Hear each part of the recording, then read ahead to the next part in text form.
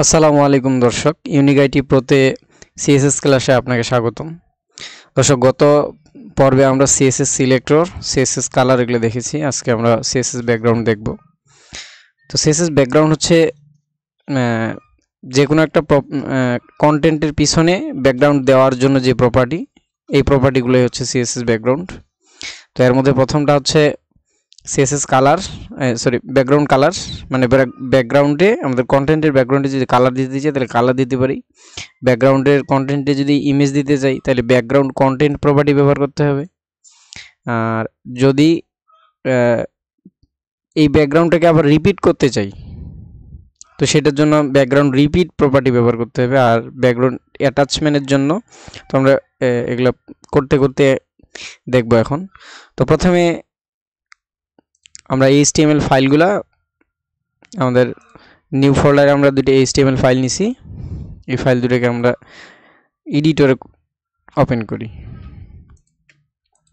HTML এবং CSS file দুটো এডিটরে ওপেন করি। তো দেখেন, আমরা জানি যে একটা HTML আর একটা CSS ফাইল, এই CSS ফাইলটাকে কিন্তু HTML ফাইলের সাথে লিঙ্ক আপ করাতে হয়। তো css.style নাম দিয়েছি আমরা, এটাকে আমি এখানে HTML ফোল্ডারে ফাইলে ইনক্লুড করব। তাহলে প্রথমে HTML সিনট্যাক্সটা নিয়ে নিই, করে নিলাম। এখন আমরা জানি যে CSS যে ফাইলটা সেটা কোথায় লিঙ্ক আপ করাতে হয়, এই হেডের ভিতরে এবং টাইটেলের নিচে। তাহলে আমি এখানে লিঙ্ক ট্যাগ নিব এবং অবশ্যই বলে দিব যে রিলেশনটা হবে স্টাইল শিট আর href হাইপারলিঙ্ক রেফারেন্স, সেটা হচ্ছে আমাদের ফাইলের নামটা style.css। তো দিলাম, আমার এটা কিন্তু লিঙ্ক আপ হয়ে গেল।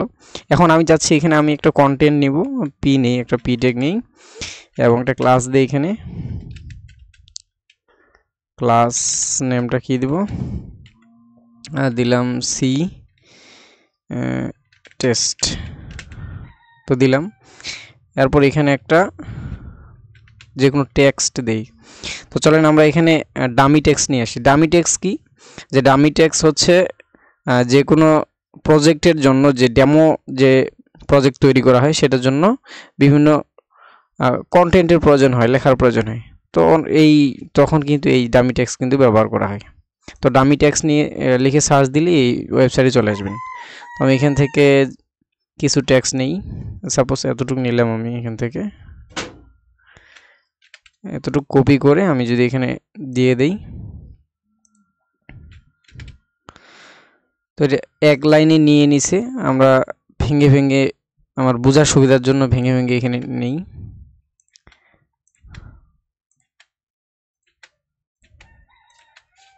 তো আমি ভেঙে ভেঙে নিয়ে নিলাম। এখন আমি চাচ্ছি যে এইটার যে ব্যাকগ্রাউন্ড ওয়েবসাইটে সেটা আমরা কি করব, ব্যাকগ্রাউন্ডে কোনো একটা কালার দেব। আগে এটা একটু করে নেই, ব্রাউজারে রিলোড করে দেখি কেমন দেখায় এটা।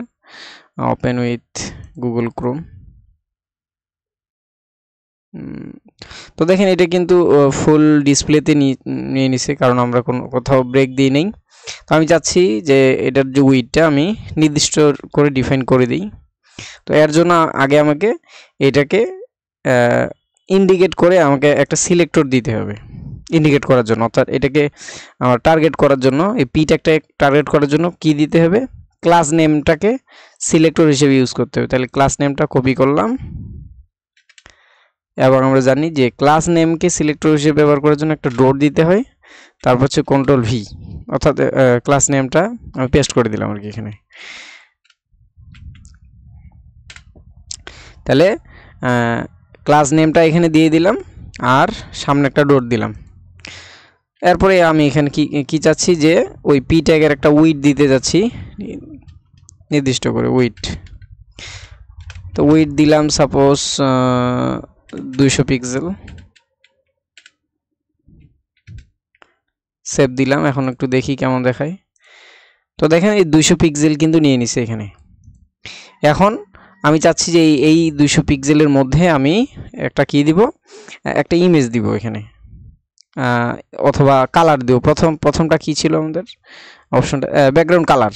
তো প্রথমে আমরা ব্যাকগ্রাউন্ড কালারটা দিয়ে দেখি তো এখানে চাচ্ছি ব্যাকগ্রাউন্ড কালার দিব, কি দেওয়া যায়, ব্যাকগ্রাউন্ড কালার। তো সাপোজ আমি চাচ্ছি যে ইয়েলো দিব, তো ইয়েলো দিলাম।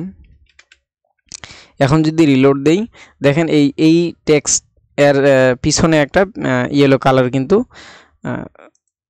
এই যে দেখেন ইয়েলো কালার কিন্তু নিয়ে নিল।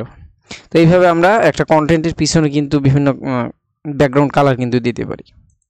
তো আমি চাচ্ছি যে এরপর আমি কি করব, যে ব্যাকগ্রাউন্ড ইমেজ, ব্যাকগ্রাউন্ডে একটা ইমেজ দিব, তাহলে আমাকে এই প্রপার্টি ইউজ করতে হবে, background image property.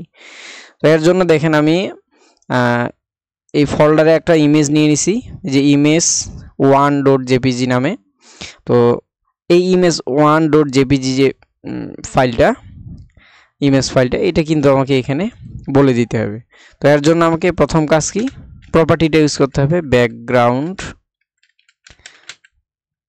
Image colon. এরপর আমি এখানে কি করব, যে এই ব্যাকগ্রাউন্ড ইমেজের যে ভ্যালু, এটা দেওয়ার জন্য কিন্তু ইউআরএল কথাটা লিখতে হবে, এবং এখানে ফার্স্ট ব্র্যাকেট ওপেন এবং ক্লোজ করতে হবে।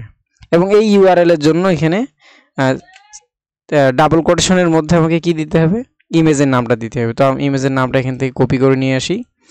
তো এখানে ইমেজের নামে রিনেম করে কপি করে নিলাম এটা।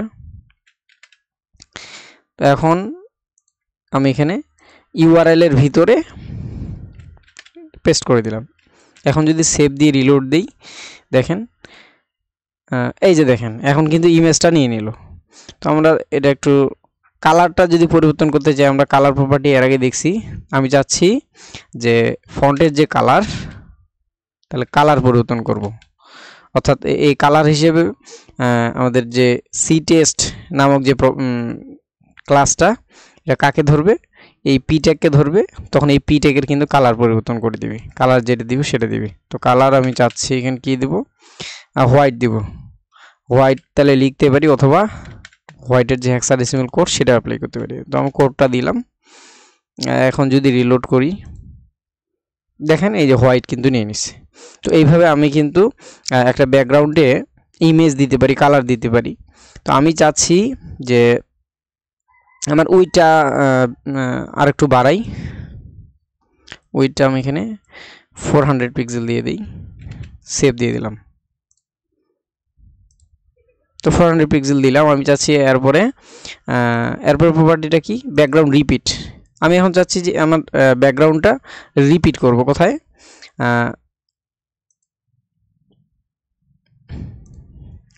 এখানে যে কন্টেন্টটা আছে এই কন্টেন্টের মধ্যেই ব্যাকগ্রাউন্ডের যে ইমেজটা বারবার রিপিট হবে।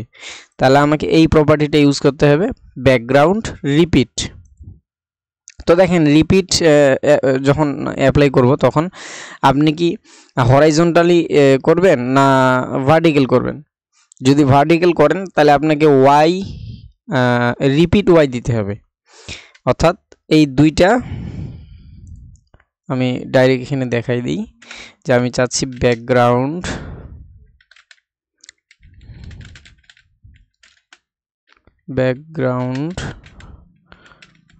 রিপিট। এখন এখানে যদি লিখি রিপিট, এই যে দেখেন এখানে একটা রিপিট এক্স আর রিপিট ওয়াই, আপনি কিন্তু যেটা দিবেন সেটা, আমি যদি রিপিট এক্স দেই তাহলে আমাদের এক্স অক্ষ বরাবর, অর্থাৎ আমাদের হরাইজন্টালি কিন্তু রিপিট হবে ইমেজটা। তো দেখি কেমন করে রিপিট হয়। তো আমি এখন যদি রিলোড দেই তাহলে এটা কিন্তু ইমেজটা রিপিট হয়ে গেল। তো আমাদের যে উইথ, এটা যেহেতু ছোট তাই বোঝা যাচ্ছে না যে রিপিট হলো কিনা। আমি যদি ফুল উইথ দেই, যে 100%, এটা দিয়ে দিলাম 100% বা 1300 পিক্সেল দিয়ে দিই, যে 1300 পিক্সেল। এখন যদি রিলোড করি, আর হাইটটাও একটু বলে দিই, যেহেতু হাইট ছোট দেখাচ্ছে, হাইট আমি হাইট বলে দিলাম যে 700 পিক্সেল। এখন যদি সেভ দিয়ে রিলোড দিই তাহলে আমাদের হাইটটাও বেড়ে যাবে। তো দেখেন এখানে কিন্তু আমাদের ইমেজটাই যেহেতু সাইজটা বড়, তাই ইমেজ কিন্তু রিপিট হয়েছে, কিন্তু আমরা এখানে দেখতে পাচ্ছি না। তো এখানে দেখতে পাবো আরেকটা বিষয়, এখানে আগে দেখাই যে এখানে এই যে ব্যাকগ্রাউন্ড পজিশন যদি আমি সেন্টার করে দিই তাহলে কিন্তু রিপিটটা আপনি দেখতে পাবেন। তো আগে এই জিনিসটা আগে দেখি যে ব্যাকগ্রাউন্ড অ্যাটাচমেন্ট যে জিনিসটা, এটার কাজ কি। তো ব্যাকগ্রাউন্ড অ্যাটাচমেন্ট যেটা, এই ব্যাকগ্রাউন্ড অ্যাটাচমেন্টের কিন্তু এখানে আসি যে ব্যাকগ্রাউন্ড অ্যাটাচমেন্ট মানে এই ব্যাকগ্রাউন্ডটা কিভাবে অ্যাটাচ থাকবে। আপনি যে এটা হচ্ছে ডিফল্ট যে ব্যাকগ্রাউন্ডটা সহ কিন্তু স্ক্রল হচ্ছে, আর আপনি যদি চান যে আপনার যে কন্টেন্ট সেটা আপনি স্ক্রল করবেন কিন্তু ব্যাকগ্রাউন্ডটা কিন্তু ফিক্সড থাকবে, তাহলে আপনি কিন্তু ব্যাকগ্রাউন্ড অ্যাটাচমেন্ট এখানে বলে দিতে হবে ফিক্সড, তাহলে কিন্তু এটা স্থির থাকবে, জাস্ট কন্টেন্ট নড়াচড়া করবে। তাহলে আমি যদি এখানে লিখি ব্যাকগ্রাউন্ড অ্যাটাচমেন্ট, ব্যাকগ্রাউন্ড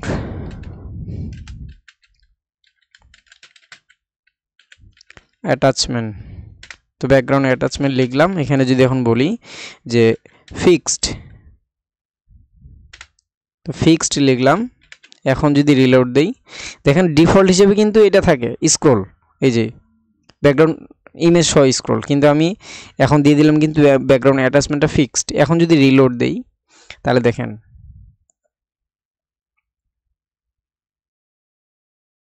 এই যে দেখেন এখন কিন্তু এই যে আমাদের কন্টেন্ট কিন্তু নড়াচড়া করতেছে, অর্থাৎ এই যে স্ক্রল করতেছে কন্টেন্ট, কিন্তু আমাদের ইমেজটা কিন্তু কি হিসাবে আছে, ফিক্সড আছে, সেটা তার জায়গায় ফিক্সড। এই যে আমি এটা স্ক্রল করতেছি কিন্তু সে কি ব্যাকগ্রাউন্ড ইমেজ কিন্তু সেই জায়গায় আছে। তো এটা হচ্ছে ব্যাকগ্রাউন্ড অ্যাটাচমেন্ট। এরপরে প্রপার্টিটা কি এরপর প্রপার্টি হচ্ছে পজিশন।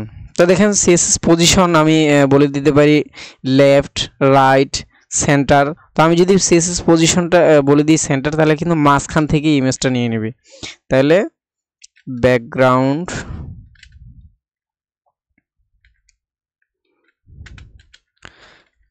পজিশন, তো ব্যাকগ্রাউন্ড পজিশন বললাম এখানে সেন্টার। এখন যদি সেভ দিয়ে রিলোড দেই তাহলে দেখেন এই ইমেজটা কিন্তু এই যে এইদিকে একটু গ্যাপ আছে, এই গ্যাপটা থাকবে না, উভয় দিকে সমান গ্যাপ নিয়ে এখানে কিন্তু সেন্টারে চলে আসবে। রিলোড দেই,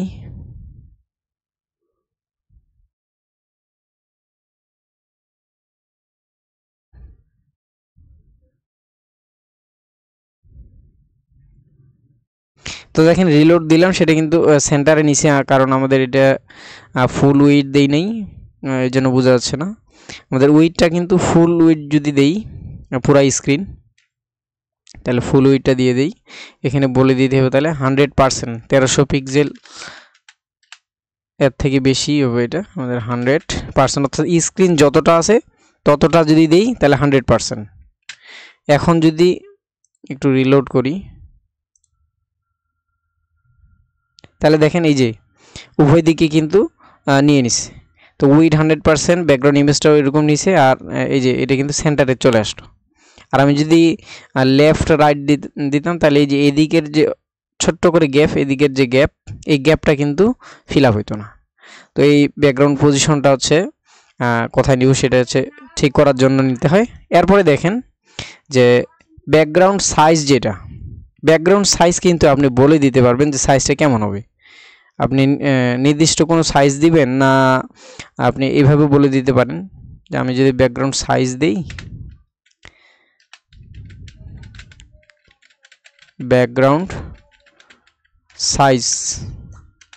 সাইজ এখানে যদি বলি যে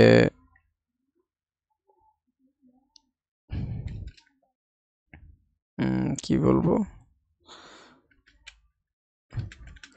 কাভার যদি বলি, ব্যাকগ্রাউন্ড সাইজ কাভার।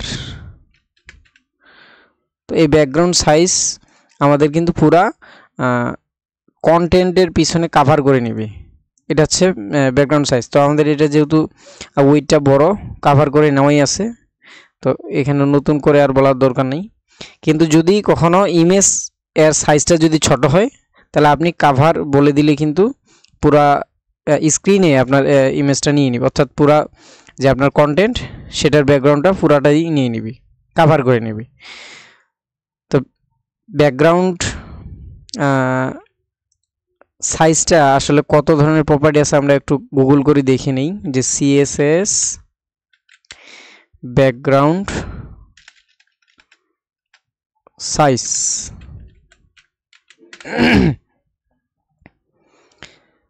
তো প্রথম ওয়েবসাইট এটার মধ্যে ঢুকি, W3 স্কুল। এটা কিন্তু অনেক হেল্পফুল একটা ওয়েবসাইট।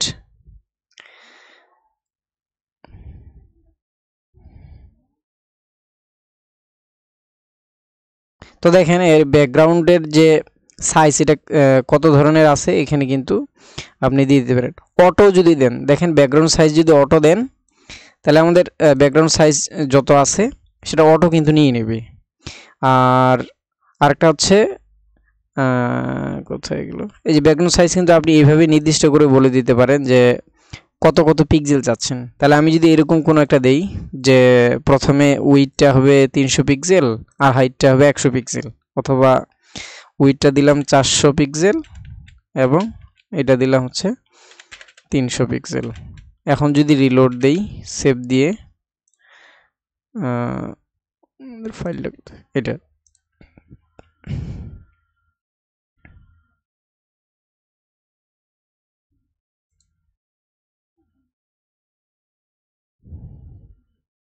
রিলোড নিচ্ছে একটু।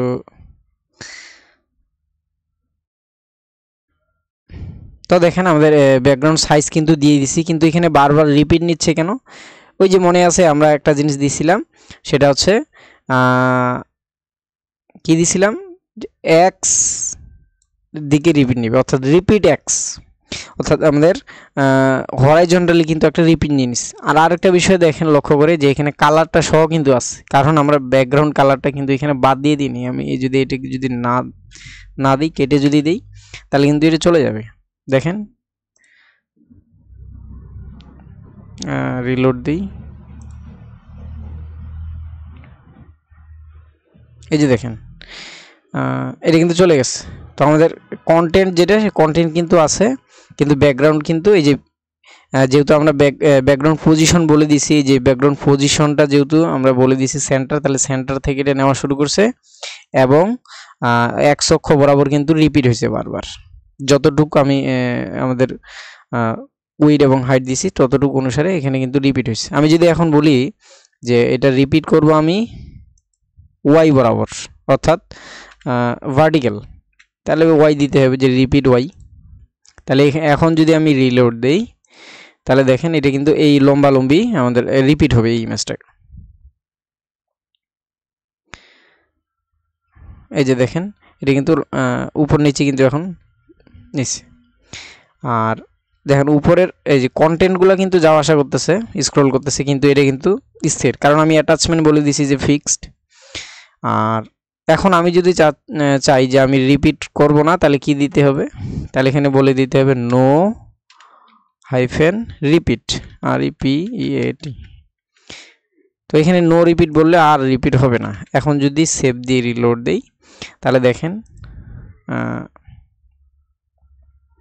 এই যে দেখেন এখন কিন্তু একটা ইমেজ আছে, এটা কিন্তু রিপিট কিন্তু হচ্ছে না। আর কন্টেন্ট কিন্তু আমাদের আছে, কন্টেন্টের কালার যেহেতু আমরা হোয়াইট দিছি এজন্য পিছনের ব্যাকগ্রাউন্ড হোয়াইট দেখা যাচ্ছে না। এরপর আমি চাচ্ছি যে এই ইমেজটাকে পুরা অঞ্চলটাকে কভার করতে, তাহলে এখানে সাইজটা বুঝতেই পারতেছেন যে এখানে সাইজ এটা আর দিব না, সাইজ এখন বলে দিব কভার, COVR, কভার বলে দিলে কিন্তু পুরো অঞ্চলটাই কভার করে নেবে। তাহলে এখন যদি রিলোড দেই তাহলে হচ্ছে যে কভার করে নিছে, ঠিক আছে। এখন তো আমার ল্যাপটপ একটু সমস্যা করতেছে। তো এইভাবে কিন্তু আমাদের ব্যাকগ্রাউন্ডের বিভিন্ন সাইজ দিতে পারি। ব্যাকগ্রাউন্ড যে সাইজ এই প্রপার্টি ব্যবহার করি। তারপর আমরা কি দেখলাম যে এখন তাহলে আমরা background colour, background image, background repeat আর ব্যাকগ্রাউন্ড অ্যাটাচমেন্ট, পজিশন এবং ব্যাকগ্রাউন্ড সাইজ নিয়ে দেখলাম। তারপরে আমরা বর্ডার এবং আউটলাইন এই বিষয়টা দেখব। তো এতক্ষণ সাথে থাকার জন্য ধন্যবাদ। এর পরবর্তী একটা টিউটোরিয়ালে, যেহেতু এটা বেশি লম্বা করা যাবে না, তো এরপরের টিউটোরিয়ালে আমরা এই পরবর্তী বিষয়গুলো নিয়ে আলোচনা করব। এতক্ষণ সাথে থাকার জন্য ধন্যবাদ। আসসালামু আলাইকুম।